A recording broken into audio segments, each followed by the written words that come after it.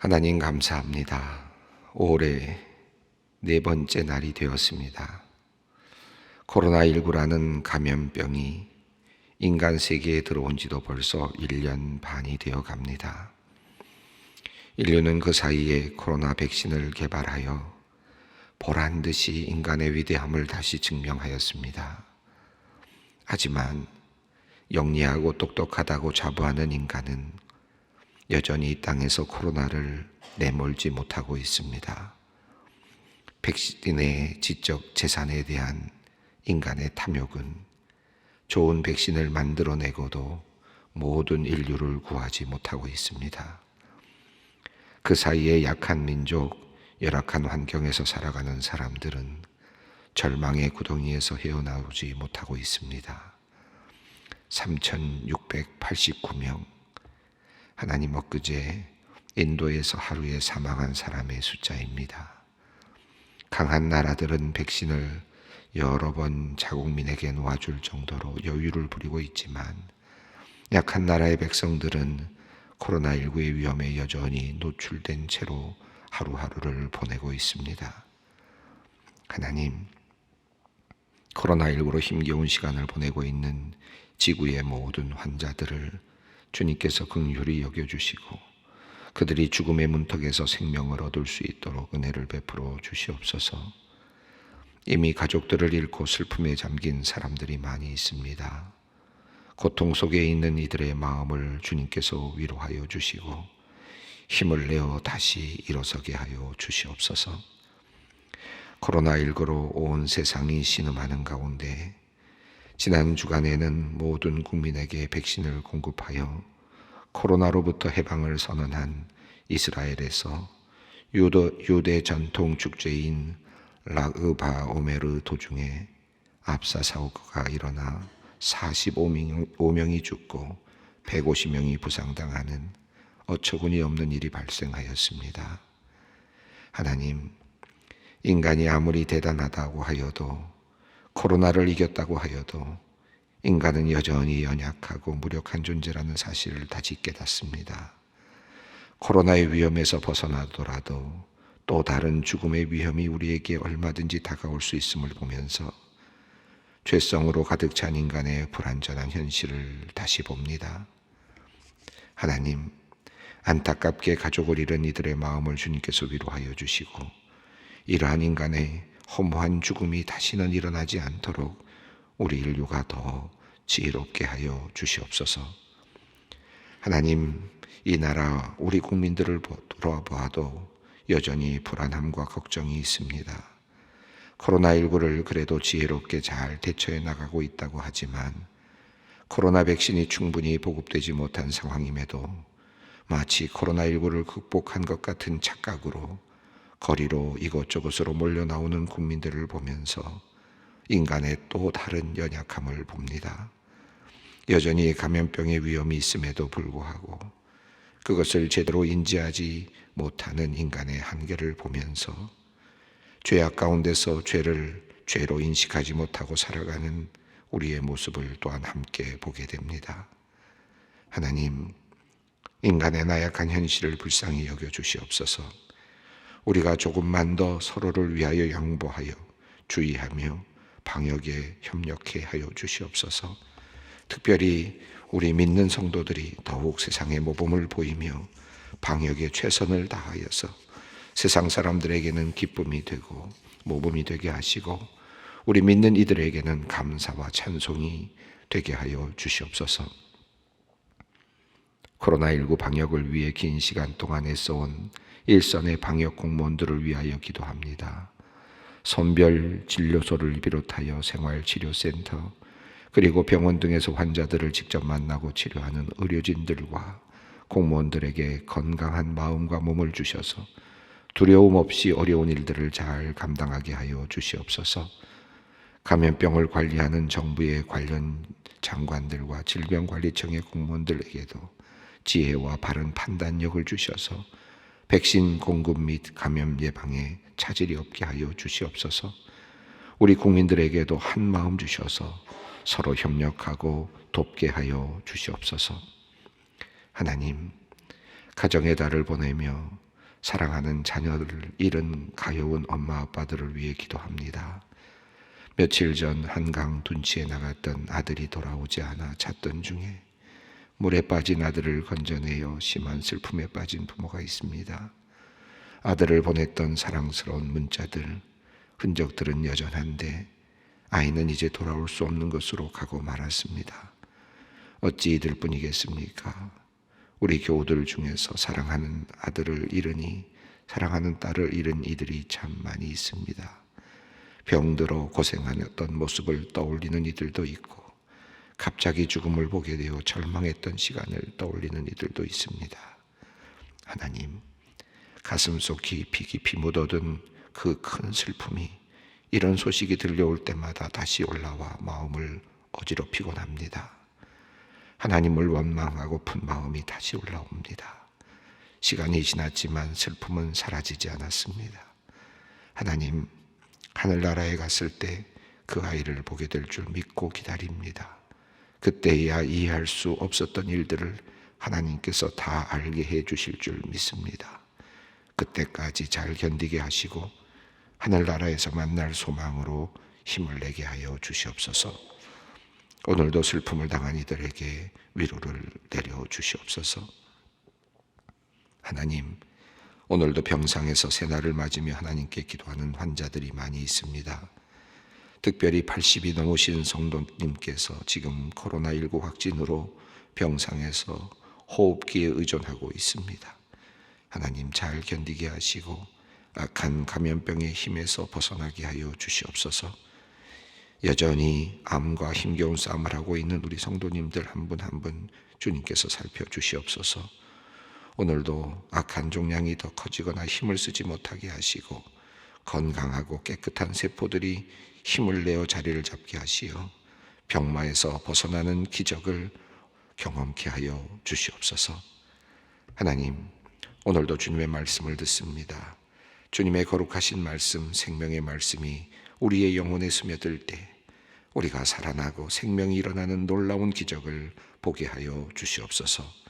예수님의 이름으로 기도드리옵나이다. 아멘.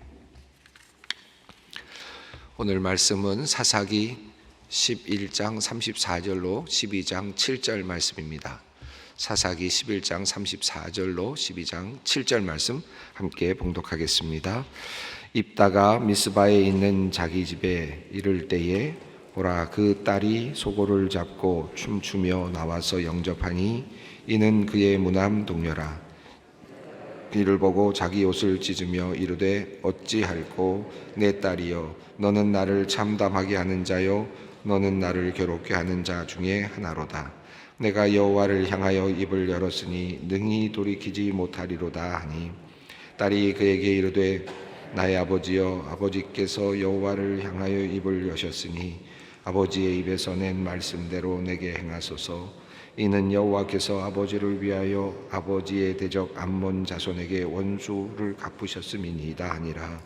또 그의 아버지에게 이르되 이 일만 내게 허락하사 나를 2달만 버려두소서. 내가 내 여자친구들과 산에 가서 산의 처녀로 죽음을 인하여 애곡하겠나이다 하니 그의 이르되 가라 하고 2달을 기한하고 그를 보내니 그가 그 여자친구들과 가서 산 위에서 처녀로 죽음을 인하여 애곡하고 2달 만에 그의 아버지에게로 돌아온지라. 그는 자기가 서운한 대로 딸에게 행하니 딸이 남자를 알지 못하였더라. 이것이 이스라엘의 관습이 되어 이스라엘의 딸들이 해마다 가서 길르앗 사람 입다의 딸을 위하여 나흘씩 애곡하더라. 에브라임 사람들이 모여 북쪽으로 가서 입다에게 이르되 내가 암몬 자손과 싸우러 건너갈 때에 어찌하여 우리를 불러 너와 함께 가게 하지 아니하였느냐? 우리가 반드시 너와 네 집을 불살리리라 하니 입다가 그들에게 이르되 나와 내 백성은 암몬 자손과 크게 싸울 때에 내가 너희를 부르되 너희가 나를 그들의 손에서 구원하지 아니한 거로 나는 너희가 도와주지 아니한 것을 보고 내 목숨을 돌보지 아니하고 건너가서 암몬 자손을 쳤더니 여호와께서 그들을 내 손에 넘겨주셨거늘 너희가 어찌하여 오늘 내게 올라와서 나와 더불어 싸우고자 하느냐 하니라. 입다가 길르앗 사람을 다 모으고 에브라임과 싸웠으며 길르앗 사람들이 에브라임을 쳐서 무찔렀으니 이는 에브라임의 말이 너희 길르앗 사람은 본래 에브라임에서 도망한 자로서 에브라임과 므낫세 중에 있다 하였음이라. 길르앗 사람이 에브라임 사람보다 앞서 요단강 나루턱을 장악하고 에브라임 사람의 도망하는 자가 말하기를 정하건대 나를 건너가게 하라 하면 길르앗 사람이 그에게 묻기를 내가 에브라임 사람이냐 하여 그가 만일 아니라 하면 그에게 이르기를 쉿볼렛이라 발음하라 하여 에브라임 사람이 그렇게 바로 말하지 못하고 쉿볼렛이라 발음하면 길르앗 사람이 곧 그를 잡아서 요단강 나루턱에 죽였더라. 그때에 에브라임 사람의 죽은 자가 4만 2천 명이었더라. 입다가 이스라엘의 사사가 된 것은 6년이라. 길르앗 사람 입다가 죽음에 길르앗에 있는 그의 성읍에 장사되었더라. 아멘. 입다의 이야기 이제 마지막 부분을 우리가 읽고 있습니다. 지난 시간에 우리가 입다가 서원을 하는 장면을 살펴보았습니다. 오늘 사실 굉장히 어려운 그 주제를 만나게 되는데요. 서원이라고 하는 그 주제를 우리가 오늘 함께 보게 됩니다. 여러분 서원 기도 여러분 종종 하기도 하시고 또 하려고도 하는 분들도 계시고 또 하셨던 것들 때문에 힘들어하시는 분들도 계시고 이 서원이란 이 기도. 근데 오늘 이 흐름을 보면 이 서원 기도가 이렇게 좋은 장면에서 나오는 것은 아니었습니다. 지금 입다가 싸움을 싸웠습니다. 전쟁에서 승리하고 돌아오지 않습니까? 전쟁에서 승리하고 돌아온 결과는 어땠습니까? 두 가지, 오늘 본문이 두 가지를 이야기하고 있는데요. 하나는 사랑하는 딸을 번제물로 바쳐야 되는 일이었고, 두 번째는 자기 동족인 에브라임 사람들과 싸워서 죽여야 되는 일이었습니다. 싸움이 일어난 거예요. 동족 간의 싸움이 일어났습니다. 왜 이렇게 참혹한 결과가 일어났는가?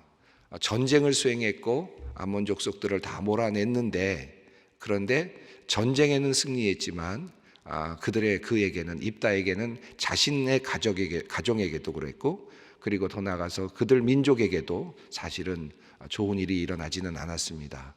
승리는 했지만 정말 참혹한 불행한 일이 그들에게도 닥쳤죠. 왜 이렇게 됐을까요? 이 이야기의 흐름을 쭉 살펴보다 보면 이 입다 이야기에서 제가 지난 시간에도 강조했습니다마는 한 가지 숨겨져 있는 이야기의 흐름이 발견됩니다. 말씀을 드렸던 내용입니다마는 인간이 하나님을 이용하려고 하는, 인간이 하나님을 이용해서 무엇을 하려고 하는 그런 모습이 나타납니다. 이스라엘 백성들이 어려움을 당하게 되지 않았습니까? 많은 신들을 섬기고 있었는데 그만 이스라엘 백성이 암몬 족속으로부터 18년 동안이나 어려운 시간을 거쳐가게 됩니다. 그리고 또 전쟁을 이제 맞이하게 되거든요. 이런 상황 속에서 이스라엘 백성들이 어쩔 수 없이 이제 하나님께 오는 거거든요. 승리를 위해서 오는 겁니다.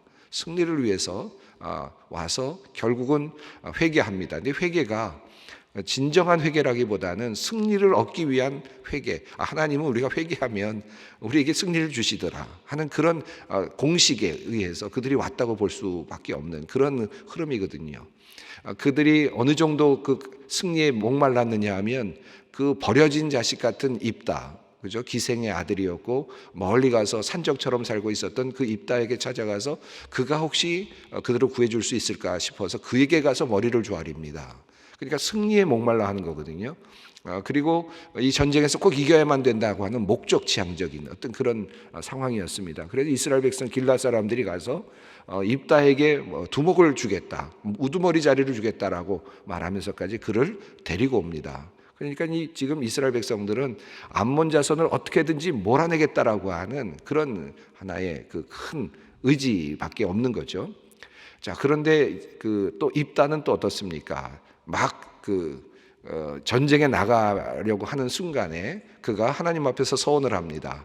약속은 어떤 것이었습니까? 하나님, 이 전쟁에서 내가 승리하면 내가 집으로 돌아올 때 내 집에서 제일 먼저 나에게 나와서 맞이하는 사람, 그 사람을 번제물로 바치겠습니다 라고 하는 약속이었습니다.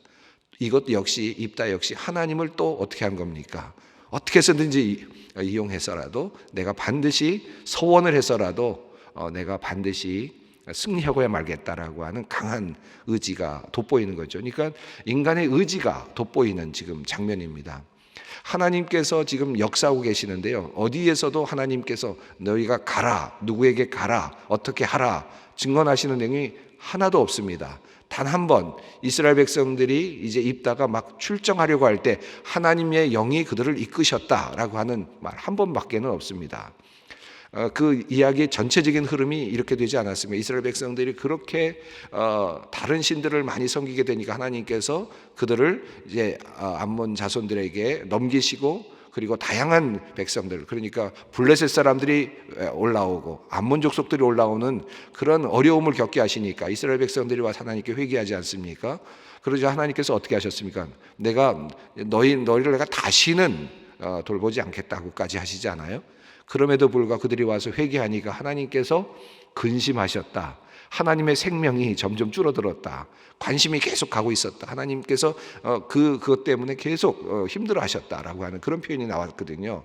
자, 그러는 와중에 그들은 나름대로 일을 벌리는 겁니다. 길앗 장로들이 입다를 찾아가서 왕이 되달라고 하고 우두머리가 되달라고 하고, 그리고 또 입다는 나가면서 나가면서 이제 서원을 하고, 그 사이에서 하나님께서 어찌 보면 마지못하듯이 그들의 전쟁에 함께 하시는 듯 보이기도 합니다. 이 전체적인 이제 흐름이죠. 여러분, 그 서원이라는 거 한번 생각해 보십시다. 우리가 상식적으로 한번 생각해 보시죠. 서원을 통해서 입다가 승리했을까요? 만약에 서원을 하지 않았으면 입다가 승리하지 못했을까요? 어떻게 생각하십니까? 상당히 위험할까요? 만약에 서원하지 않았으면 승리하지 못했을까요? 자, 만약에 서원한 것 때문에 승리를 했다면, 만약에 하나님은 이 전쟁에서 승리할 수 없게 하려고 하는 그런 계획을 갖고 계셨는데 입다가 서원했기 때문에 승리하게 됐다라고 하면 누구의 뜻대로 된 것입니까? 결국은 내 뜻대로 입다의 뜻대로 된 것이죠. 그러니까 하나님은 만약입니다. 만약에 이 전쟁에서 너희가 져야 될 것이다 라고 하는 계획 가운데, 하나님의 큰 섭리 가운데 있었는데 입다가 만약에 서원을 함으로써 승리하게 되었다라고 가정을 해보십시다. 그렇다면 결국 이 승리는 누가 원하던 대로 된 것입니까? 입다가 원하던 대로 된 것입니다. 사람이 원하는 대로 된 것이거든요. 하나님이 원하던 대로 된 것이 아닙니다. 자, 만약에 사람이 원하는 대로 됐다면 그럼 결국은 어떻게 된 겁니까? 사람이 사람이 볼 수 있는 능력, 사람이 판단할 수 있는 능력이 유한하지 않겠어요? 유한한 사람이 판단하고 자기 뜻대로 했다면 그것에 대한 결과는 어떨 것 같습니까? 좋을 것 같습니까? 나쁠 것 같습니까? 좋지 않을 수 있는 거죠. 하나님께서 결정하신 대로 따라가야 완전하게 모든 것이 다 온전하게 이루어질 텐데, 내가 원하는 것, 내가 달라는 것, 내가 바라보는 것, 내 뜻대로 서원이라도 해서 내가 그것을 쟁취한다고 하더라도 얻기는 하지만 결과적으로는 어떻게 합니까? 결과적으로는 그 이후의 결과는 좋지 않을 수 있는 거죠. 오늘 이야기가 바로 그 내용을 보여주고 있습니다.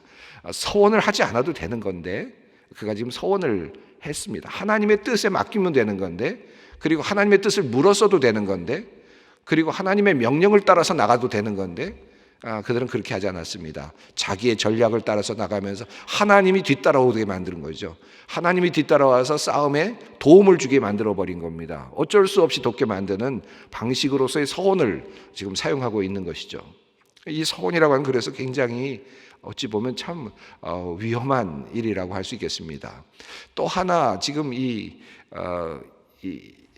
입다가 잘못한 내용이 하나 있습니다. 제가 볼 때는 굉장히 크게 잘못했는데, 그 지난 시간 토요일 우리 본문 속에 나오는 내용인데 30절과 31절에 이런 내용이 나옵니다. 그가 여호와께 서원하여 이르되 암몬 자손을 내게 넘겨주시면 내가 암몬 자손에게서 평안히 돌아올 때 누구든지 내 집 문에 앞에 나와서 나를 영접하는 그는 여호와께 돌릴 것이니 내가 그를 번제물로 드리겠나이다. 이 부분을 보고 해석하는 분들이 너무나도 잔인하기 때문에 아마 그런 거 아닐 거다, 어쩌면 그냥 신전에다가 그 딸을 바쳤을 거다 생각을 할 수도 있지만 여기 보면 번제물로 바치겠다라는 말이 나오기 때문에 이건 죽이겠다라고 하는 그런 뜻이거든요. 그러면 하나님께서 명령하셨습니까? 서원을 하는데 지금 그는 자기 마음대로 서원을 하고 있는 거예요. 왜 이런 서원이 나왔을까요? 여러분, 아브라함이 이삭을 바치는 장면이 나오는데 제가 지난 언젠가 설교를 통해서 주일날 말씀을 드렸습니다마는 하나님께서 그 아브라함이 이삭을 바치도록 하시면서 하고자 하셨던 그 의도는 어떤 것이었느냐 하면 그 당시에 있었던 고대 근동에서 있었던 수많은 인신 제사들, 아들을 바치는 제사들이 상당히 많이 있었단 말이에요. 고대 근동에는요. 특별히 가나안 땅에는 그런 제사들이 참 많았습니다. 아주 유명한 제사가 몰렉에게 드리는 제사였습니다. 가나안 신 몰렉에게 드리는 제사 같은 것들은 이제 자식들을 드림으로써 자기들이 사는 그런 형식의 제사들이 많았단 말이죠. 그런 상황 속에서 하나님께서 나를 따르는 민족, 아브라함의 백성들은, 아브라함 이후의 후손들은, 그 하나님을 섬기는 사람들은 이제 더 이상 아들을 바칠 필요 없다, 아들을 바칠 이유가 없다라고 하는, 네가 그렇게 하려고 하는 마음까지로도 충분하다라고 하는, 그것으로 하나님께서 해방을 선언시켜 주시는 그런 사건이었거든요. 그리고 나서 하나님께서 이스라엘 백성들에게 시내산에서 말씀하시고 율법을 주실 때에도 같은 내용들을 말씀하셨습니다. 이 제사와 관련해서 레위기 20장 말씀을 제가 한번 읽어드리겠는데 20장 1절부터 3절까지 제가 읽어드리겠습니다. 여호와께서 모세에게 말씀하여 이르시되 너는 이스라엘 자손에게 또 이르라 그가 이스라엘 자손이든지 이스라엘에게 거류하는 거류민이든지 그의 자식을 몰렉에게 주면 반드시 죽이되 그 지방 사람이 돌로 칠 것이요 나도 그 사람에게 진노하여 그를 그의 백성 중에서 끊으리니 이는 그가 그의 자식을 몰렉에게 주어서 내 성소를 더럽히고 내 성호를 욕되게 하였음이니라. 다시 말하면 여기서 몰렉에서 준다는 말은 인신제사를 드리는 것을 말합니다. 하나님께서 분명하게 막으셨습니다. 하지 말라고 막으셨습니다. 지금 사사기 이 시대는 이미 이 말씀이 그들에게 이미 전달되어 있는 상태입니다. 이미 그들은 이 말씀을 알아야만 했습니다. 그런데 입다는 하나님의 말씀을 알았음에도 불구하고 지금 하나님께 첫 번째로 나오는 그 사람을 인신을 사람을 드리겠다라고 그렇게 약속합니다. 이게 무슨 뜻이겠습니까? 입다는 여호와를 섬기는 듯하지만 지금 그의 신앙은 어떤 것으로 같이 지금 혼합되어 있습니까? 가나안 신을 섬기는 몰렉 신을 섬기는 주위의 사람들의 그 신앙적인 태도와 함께 혼합되어 있는 거죠. 혼합되어 있는 신앙이었습니다. 그런 과정 속에서 혼합된 신앙 속에서 지금 하나님께 서원을 한 건데 이 서원이 지금 누구든지 사람을 하나 죽이겠다라고 하는 그러한 내용이었습니다. 굉장히 어려운 내용인데 제가 이 내용을 이제 전제하고 이 말씀을 보시는 것이 좋겠습니다. 자, 34절과 35절을 보면 이제 들어오는 순간에 딸이 나오잖아요. 딸이 당연히 나오죠. 여기 뭐 보라라는 말이 참 감탄사면서도 어떻게 보면 뭐랄까 참 한탄사처럼 보이는 거죠. 여기서는 보라, 딸이 지금 나오고 있단 말이죠. 얼마나 지금 황당하겠습니까? 입다가 그것을 보고서 옷을 찢으면서 35절을 보면 내 딸이여 너는 나를 참담하게 하는 자다. 그러면서 뭐라고 합니까? 내가 여호와를 향하여 입을 열었으니 능히 돌이키지 못하리로다. 이것을 보면 마치 아브라함의 믿음 같아요. 대단한 믿음 같습니다. 여호와를 약속을 했기 때문에 내가 돌이킬 수 없다. 그러니까 여호와를 잘 믿는 것 같아요. 그런데 여기에는 어떤 신앙이 함께 있습니까?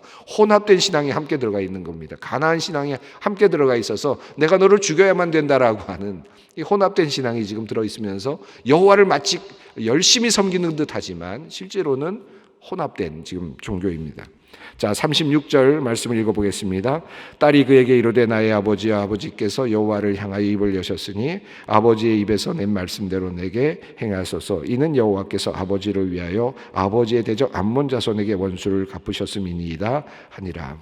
이 딸도 아브라함의 아들 이삭처럼 굉장히 신앙이 좋죠. 실제로 이삭은 죽지 않았지만 이 딸은 죽었습니다. 그렇죠? 이 내용상으로 보면 죽은 것으로 보여집니다. 굉장히 좋은 신앙 같지만 이 아이는 사실은 이방 그 당시에 가나안 종교, 몰렉 종교에 세뇌되어 있는 한 여인 아이였죠. 어린 아이였죠. 잘못된 종교에 세뇌되어서 자라나고 있던 아이가 그 신앙 가지고 잘못된 신앙 때문에 자기의 목숨까지도 순전하게 내놓는, 참 안타깝게 희생되는 그런 어린 아이입니다. 37절부터 40절까지는 이 내용은 이제 이 딸이 2달 동안만 자기에게 시간을 달라라고 요청을 하고 산에 올라가서 친구들과 보내고 나서 다시 돌아옵니다. 도망가도 될 것 같은데 돌아와서 자기는 죽게 되죠. 그리고 이것이 이제 그 길르앗 사람들에게는 매번 때마다 나흘씩 애곡하는 그런 예절이 생겼다라고 하는 내용입니다. 그리고 나서 이제 12장으로 넘어가면서 에브라임과 또 싸우는 내용이 나옵니다. 이제 동족과 싸우는 일이죠.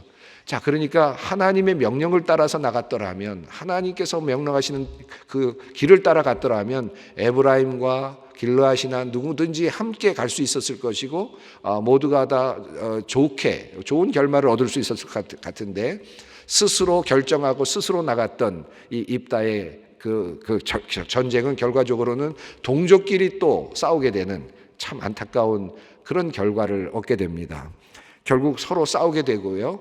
얼마나 죽었느냐 하면 42,000명, 에브라임 사람들만 42,000명이 죽는 참혹한 결과를 맞이했습니다.